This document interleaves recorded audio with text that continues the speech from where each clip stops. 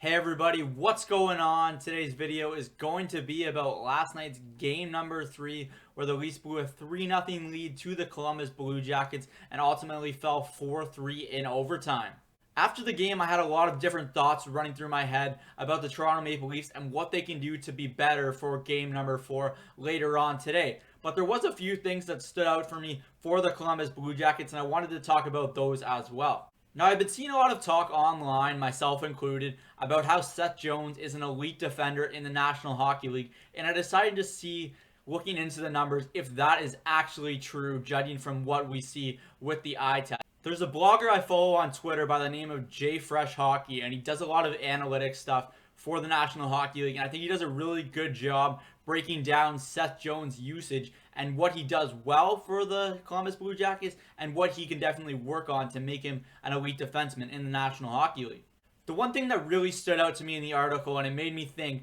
was that does playing big minutes and against top competition automatically guarantee that you are an elite defenseman? I think it's then fair to look at the usage of Seth Jones for the Columbus Blue Jackets and think that yes, elite defensemen do play big minutes for their organizations, as do elite forwards, but playing big minutes against tough competition isn't a skill in itself, it's ultimately a coaching decision. Now, where the elite skill comes into the equation is excelling in those circumstances, and statistically speaking, Seth Jones hasn't exactly done that for the Blue Jackets. Looking at it like this, Seth Jones is great in transition, but his team gets fewer scoring opportunities when he's on the ice, so why is that? It doesn't make sense for a team's elite defenseman, one that can play on both sides of the puck, to get less scoring opportunities when their star defenseman is on the ice. It's interesting to me that Jones has immense confidence with the puck before entering the offensive zone and then becomes less confident with it once he's actually gained the zone.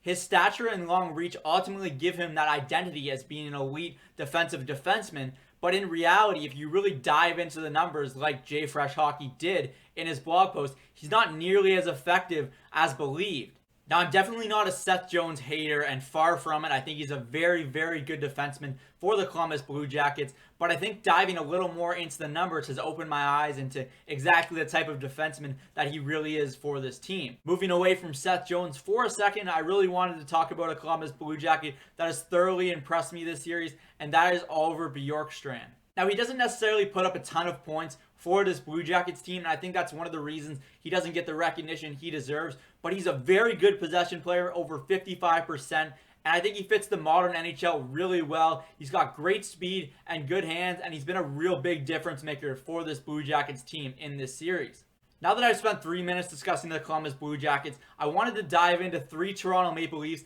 that I think really need to up their game in Game 4 tonight. Now, the first Maple Leaf on my list tonight is Tyson Barrie, and I think he hasn't really come as advertised or settled in all year for this Leafs team, and it's not working out with him on that number 1 power play unit. So my suggestion is you have to move Morgan Riley into that spot. He's your franchise defenseman, and there's a reason you're ultimately going to pay him those big bucks down the line because he is your number 1 defenseman, and he can certainly do a good job running your top power play unit. We know what Tyson Barrie brings to the table, and I really think he just needs to simplify things for this Leafs team, not try to do too much with the puck, and I think he's in his head a little too much so far in this series, and it was very evident on that game-winning goal for the Blue Jackets last night. The next Leaf on my list is Travis Dermott, and I don't have a ton to say about him because it's pretty evident within the organization that they've been a little disappointed with his development this year, but he looks a little too tentative on the ice for me right now, and uncomfortable as well. I think he just needs to play his game more, move the puck well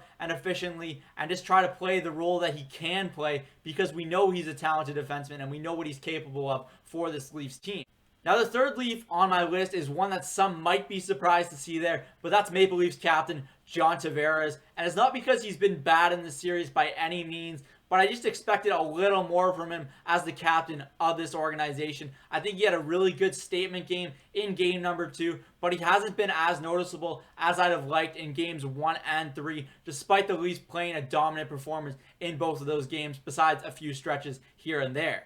I think that if the Leafs want to extend this series to a Game 5 on Sunday, John Tavares needs to lead by example and get the job done from that standpoint. Austin Matthews, Mitch Marner, and William Nylander have all had their ups and downs in this series, but for the most part, it's been a really dominating performance for these Maple Leafs, which makes it a little peculiar why they're down 2-1 in this series to begin with. I think if the Leafs do fail to win this series and come back against the Blue Jackets, that they're going to be able to look back on a lot of missed opportunities because, like I mentioned, they have dominated a lot of the possession and do have a lot of high danger opportunities. I think it will be very interesting to see the changes that this organization makes if the Leafs do bow out early in the postseason once again this year. I don't think there will be any rash decisions made this offseason, but you do have to take a look at fixing this blue line and making sure you have the right mix of guys, because with Jake Muzzin's injury, you're realizing how important he is to this team. Enjoy Game 4, everyone. That's it for me in today's episode of Cook's Corner. Signing off, I'm Zach Cook. We'll see you later.